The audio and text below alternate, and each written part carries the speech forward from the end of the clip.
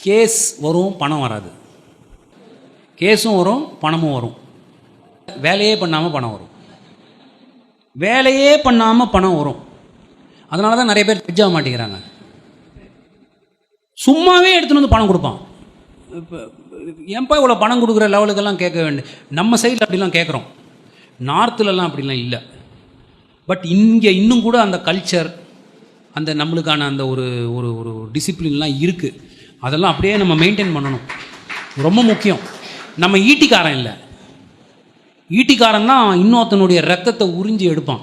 அதுமாதிரி ரத்தத்தை உரிய வேண்டிய அவசியமே இல்லை. நம்மளுக்கு என்னங்க வேணும்? காத்தாலேருந்து எழுந்த பிறகு ஒரு காஃபி வேணும், ஒரு டிஃபன் வேணும், மதியம் சாப்பாடு வேணும், சாயங்காலம் திரும்பி வந்து ஒரு டீ காஃபி ஸ்நாக்ஸ் வேணும், நைட்டு ஏதோ ஒரு டிஃபன் வேணும், போயிட்டு வரதுக்கு ஒரு கார் வேணும், இருக்கிறதுக்கு ஒரு வீடு வேணும்.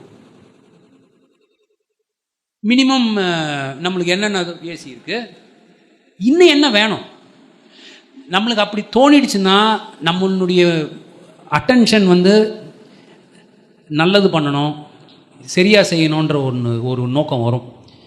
நம்மளுக்கு பணம் மிஷின் மாதிரி நம்ம ஆகிட்டோம்னா நம்மளுக்கு ஒருத்தர் கூட ஜூனியராக இருக்கிறதுக்கே விருப்பம் இருக்காது. எனக்கு என்னுடைய ஒய்ஃபும் வந்து அட்வொகேட்டு, அவங்க பேர் உஷான்னு பேர். அவங்கனால தான் இன்றைக்கி நான் ஜட்ஜாக உட்காந்துருக்கேன் அப்படின்றத நான் பகிரங்கமாக ஒத்துக்கணும். இங்கே அவங்க ப்ராக்டிஸ் பண்ணியிருந்தாங்கன்னா அவங்க ஜட்ஜாக இருப்பாங்க. எவ்ரிபடி நோ எப்படி பண்ணுவாங்க அப்படின்னு சொல்லி. She sacrificed her life for me. That is the beauty of a husband and wife relationship. எதுக்கு சொல்கிறேன்னா, அந்த கல்யாணம் எங்களுக்கு 1997 நடக்கும்பொழுது என்னுடைய ஸ்டைப்பண்ட் 750 ரூபா, அவங்களுடைய ஸ்டைப்பண்ட் 750 ரூபா. 97 750 rupees. ஸோ டோட்டல் இன்கம் என்ன? 1500 rupees. அதெல்லாம் எங்களுக்கு தோணவே இல்லை. இன்றைக்கி நினச்சா திக்குன்னுது, எந்த தைரியத்தில் பண்ணோன்னு சொல்லி தோணவே இல்லை. ஸோ அந்த பணம் கிரிப்புக்குள்ளே நீங்கள் அந்த இனிஷியல் இயர்ஸில் மாட்டினீங்க அப்படின்னு சொன்னால் உங்களால் மேலே வர முடியாது. I am sorry to say it, but அதுதான் உண்மை. உங்களை பிடிச்சி இழுக்கும். பண்ணு, இவரை போய் பாரு, அவரை போய் பாரு, கொஞ்ச நாள் வேலை செய்யும் அது. அதுக்கப்புறமா வந்து உங்களை ரொம்ப பாதாளத்துக்கு எடுத்துகிட்டு போயிடும். நீங்கள் நல்ல மேலே வரணுன்னா நல்ல ஃபவுண்டேஷன் போட்டு தான் ஆகும். ப்ளீடிங்ஸ்க்கு நான் சொன்ன ஃபவுண்டேஷன் மாதிரியே ப்ரொஃபஷன்லேயும் நீங்கள் அந்த ஃபவுண்டேஷன் போடலை அப்படின்னு சொன்னால் குறுக்கு வழி வந்த எவனும் உருப்பிட்டதா சரித்திரமே இல்லை.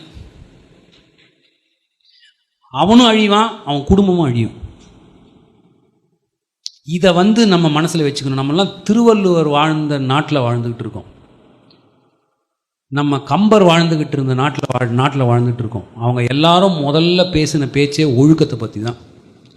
ஔவை ஆண ஆரம்பிக்கும்போது அறம் செய்ய விரும்புன்னு ஆரம்பிக்கிறாங்க. படின்னு சொல்லலை அவங்க, முதல்ல அறத்தை வளர்த்துக்கோ, அப்புறம் கல்வியை வளர்த்துக்கோன்றாங்க. ஏன்னா அறம் இல்லாத கல்வி ஹேக்கரில் போய் முடியும்.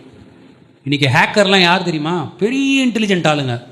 ஒழுக்கமே கிடையாது, ஒழுக்கம் கிடையாது அவங்கக்கிட்ட. ஐஐடி ஐஏஎம் படிக்கிறாங்க, தூக்கு மாட்டுன்னு சாவறாங்க. இவங்க என்ன படித்து என்ன பிரயோஜனம்? அப்போ எங்கேயோ ப்ராப்ளம் இருக்குது. இது நம்மளுக்கு நடக்கக்கூடாது. இன்னும் கூட இங்கே நிறைய சான்ஸ் இருக்குது, அதுக்கு நல்லா வரத்துக்கான சான்ஸ் இருக்குது. ஏன்னா நார்த்துலலாம் நான் நிறைய போய் பார்த்துருக்கேன். ஈவு இறக்கமே கிடையாது, இறக்கமே கிடையாது. 2, 3 ஃபுல் ஸ்டாப் வச்சுட்டு 3 லட்ச ரூபா ஃபீஸ் போடுவாங்க. அதுக்கு பேர் செட்டிலிங் அப்படின்னு ஒரு பேர் கொடுப்பாங்க. அதுக்கு செட்டிலிங். அதுக்கு இன்னொரு பேர் கான்ஃபரன்ஸ். கான்ஃபரன்ஸ்னால் என்னென்னா, நம்ம பேசிக்கினே இருப்போம், அவங்க வந்து இப்படி பார்த்துட்டே நெக்ஸ்ட் கேஸ்ன்னுவாங்க. 3.5 லட்சம் ரூபா. அநியாயம். இது வந்து ஒட்டாது அந்த பணம்.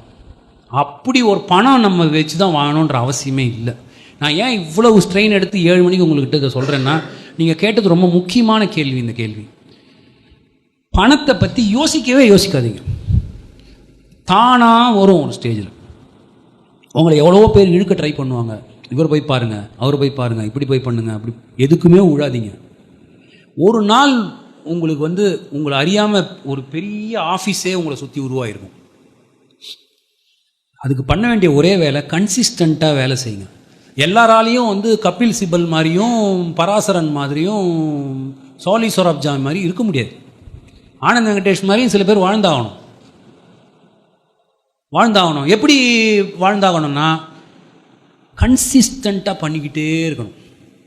ஒரு வேலையை எடுத்தால் கன்சிஸ்டண்ட்டாக பண்ணிக்கிட்டே இருந்தால் என்ன ஆகும்னா, நம்மளுடைய பிரெயின் அப்படியே வயர் ஆகிடும். அதுக்கு ஜேர்னல் எடுத்து படிக்கிறது ஆரம்பத்தில் ரொம்ப கஷ்டமாக இருக்கும். ஆனால் அது ஒரு பழக்கமாயிடுச்சுன்னா வியாதி மாதிரி ஆகிடும். எனக்கெல்லாம் அந்த வியாதி உண்டு.